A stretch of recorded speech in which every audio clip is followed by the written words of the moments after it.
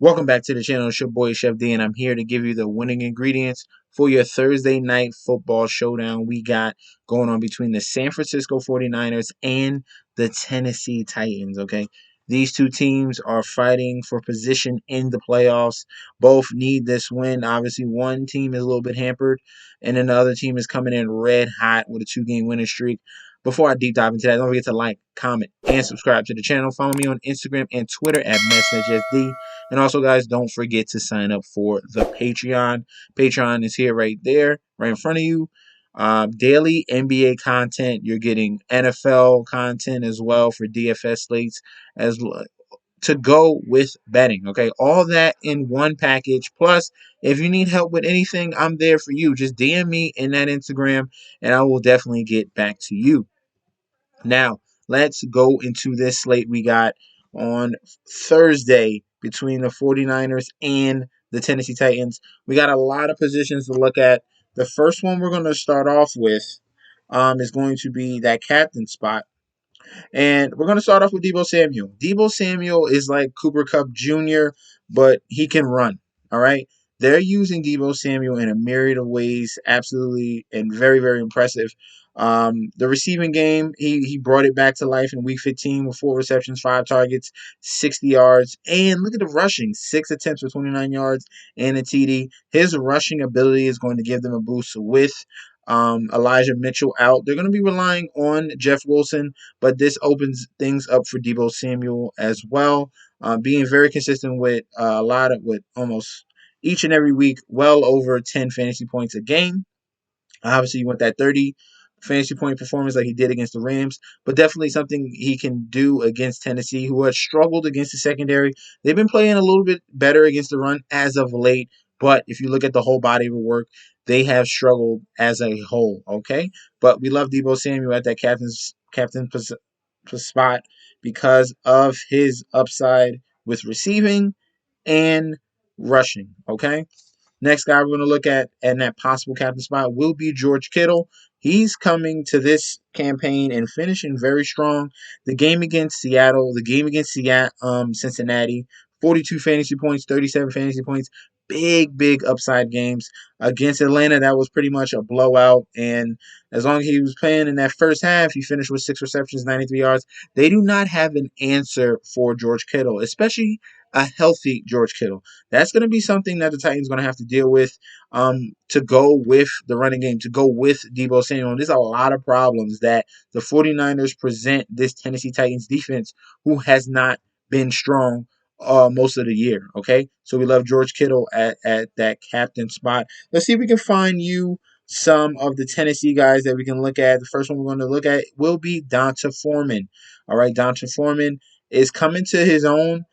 Being very consistent against New England and Jacksonville. That New England game was a tough matchup, but he still got over 100 yards in that game. And then gets Pittsburgh, who's still stout, but they fed him a lot. 22 rushes, 108 yards, was not able to get in the end zone. Also chipped in with 2 receptions on 3 targets. That's a positive to see. Looking at Donta Foreman taking over that number 1 running back role, there's still a lot of carries for Hilliard and Jeremy McNichols, but the guy that's getting the majority of the work, pretty much 70% of the carries, is Donta Foreman, and that's where I'm going to look at.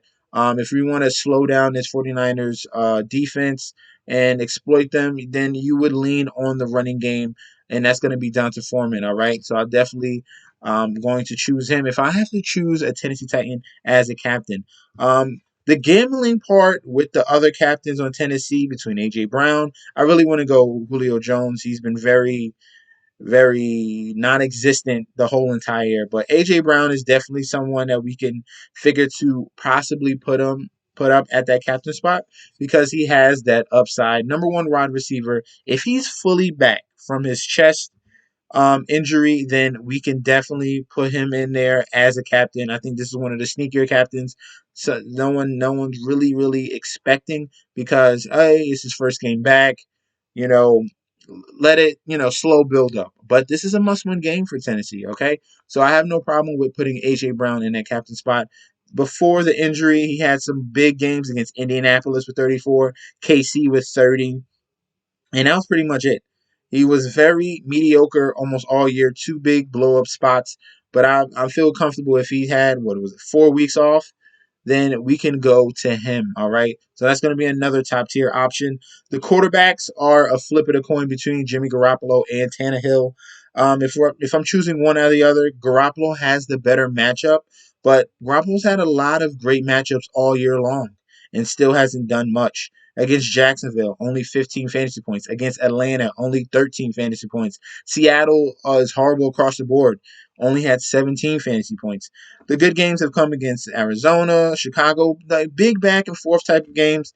Then he'll show up. Other than that, Jimmy Garoppolo is staying to that mid-range 15, 16, 17 points fantasy, which can come through if you need him in a one-game slate, which this one is. So Garoppolo is more on the flex, okay? Not really a captain. Same goes for Tannehill. He's been very mediocre. Like, I thought this was going to be a big year for him. They upgraded his weapons with Julio Jones and A.J. Brown, but the problem with that is Julio Jones is old and A.J. Brown is injured. So you got two problems there, all right? And they really did not mesh together, and everyone got hurt. You got no Derrick Henry. You got Julio Jones, who's been up and down. You got A.J. Brown finally coming back. When can they get things started? And that has not helped Ryan Tannehill, even though he still brings the rushing upside. 5 for 18 in a touchdown against Pittsburgh, 4 for 29 in a touchdown against Jacksonville. The throwing numbers are not there. Where's the 200-yard passing? He hasn't had over 200 yards since week 11. That is concerning to me as well. He's been throwing interceptions, which is not like him. 4 interceptions against Houston, which is embarrassing. Interception against Pittsburgh, 2 fumbles. Interception against New England, another fumble. These are way too many question marks. This makes me lean towards possibly playing the 49ers defense in this. And we're going to get to that, all right? So for the captains, these are going to be my favorite options, all right? Debo Samuel, George Kittle, the Devonta Foreman, and AJ Brown. Okay, we want to stick with those guys, and let's move on to our flex positions. Okay, starting off, number one flex will be Brandon Ayuk at 8K. He has a ton of upside, being the Robin to Debo Samuel's Batman. He's had some up and down games. Struggled at the beginning of the season, has come on strong as of late. Week 14, Cincinnati, 18 fantasy points. Then Minnesota, 12. Then against Jacksonville, 21, and then 19 against Arizona. Okay, so he's getting to some of what his preseason hype was.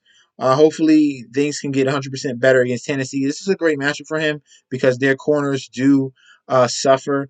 And these type of yak wide receivers that the 49ers get is a recipe for disaster for the Tennessee Titans. Debo Samuel breaks tackles and takes it to the house. Brandon Ayuk is athletic and he can break away from anyone. This is a very very intriguing matchup to watch. So I like Brandon Ayuk for tomorrow, well, for Thursday's game, okay? Someone else we can look at, we're going to go a little bit cheaper down here, is going to be Westbrook and Keenway. He's going to fall back to wide receiver 3.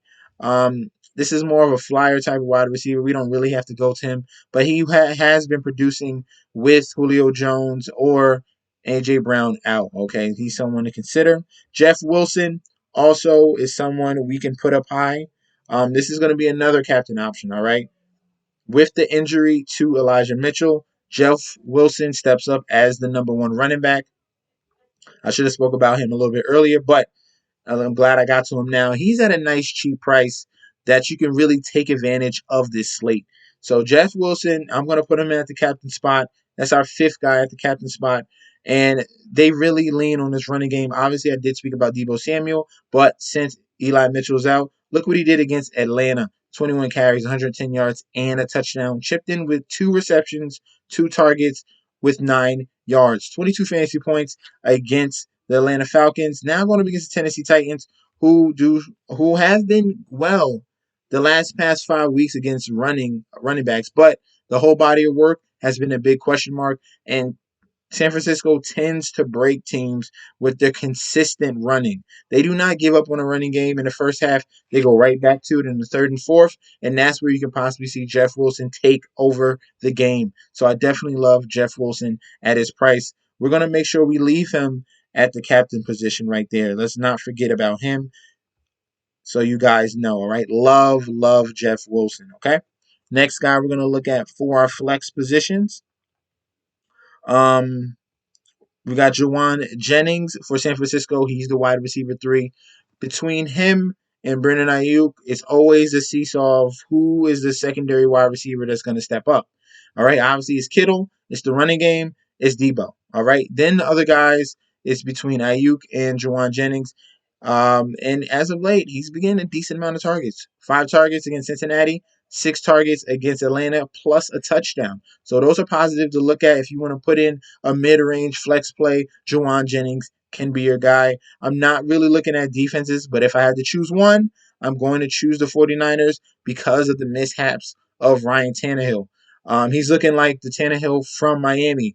There's big question marks. No stability around him. This is why he's turning the ball over with interceptions and fumbles. So if I'm leaning one way or another, it's going to be the 49ers defense. They have been very consistent in the last 3 weeks with just getting 9 fantasy points, creating sacks, but not no turnovers, but creating sacks and 1 interception against Seattle. All right, so we're definitely going to take advantage of that. Is that a fumble recovery as well? I think the DFR is a fumble. So 2 fumbles, and a 1 fumble. So they've been very good as of late. Okay, we can definitely look towards the 49ers defense. Kickers are in play between Robbie Gould and Randy Bullock. And let's continue on. If we find any other low value guys here, 3,200, the tight end Jeff Swaim. They use a lot of these tight ends between Jeff Swaim, Michael Pruitt. There's a lot of guys that they have. They really don't key in one of those guys. I want to stay away from the tight ends for the Tennessee Titans. Another guy we can look at that's going to be cheap downhill here will be Hilliard, the backup running back for the Tennessee Titans. He's going to spell Donta Foreman. Obviously, they use McNichols as well, but if we're looking for a little bit of a dual threat to go alongside Foreman, Hilliard's going to be your guy. He got more carries than McNichols and is getting some work in the receiving game. 4 receptions, 6 targets, 10 yards only. But you like the fact that he's out there in those scenarios and has some positive games against New England and a great game against Houston. So Hilliard is going to be the backup guy that we can lean on to at 2,800 if we're looking at someone down below 3K, down below the kickers and the defenses, okay? Hilliard can be your guy. Kyle Juszczyk is always someone that can fit in that bottom flex spot out of nowhere. He tends to have these big games. He had a touchdown last week against Atlanta. I'm pretty sure he has some decent matchups earlier this season against Green Bay. He had 15, Seattle 8. That can come in clutch if you're looking at someone under $2,000 that does get used. Obviously, he was getting used a little bit more while Kittle was out, but he's still someone that they might draw up a screen for, be really, really creative to use Kyle Juszczyk. He's a very good fullback. And then other than that, we are going to stay away from the rest of these guys down low. Like I said, Pruitt, Ferkser, Swaim are all tight ends that they mix and match. Some are blocking, some come in third down situations. Some are using goal line. There's a lot of question marks there. So we're going to stay away from those guys. Now, let's key in on the 3 major players for Thursday Night Football before I let you guys go. The 3 major guys, unfortunately, are going to be these guys, okay? And it's a lot of San Francisco. So Samuel, Kittle, and Jeff Wilson, okay? These are going to be 3 mainstays in majority of your lineups. If I'm choosing one tight end, it's going to be Foreman, okay? So you got a core 4 here. It's 49ers heavy. But I'm just going off of usage and production and matchups, and things line up for the 49ers for me tomorrow, okay? Thank you guys for tuning in. Let me know in that comment section down below if you had someone else that you preferred at the captain or the flex. Let me know down below, guys. All right. And I'll definitely get back to you, have a little conversation. Guys, don't forget to like, comment, and subscribe to the channel. Follow me on Instagram and Twitter at MessageSD, and I'll be back with another video very soon. Peace out.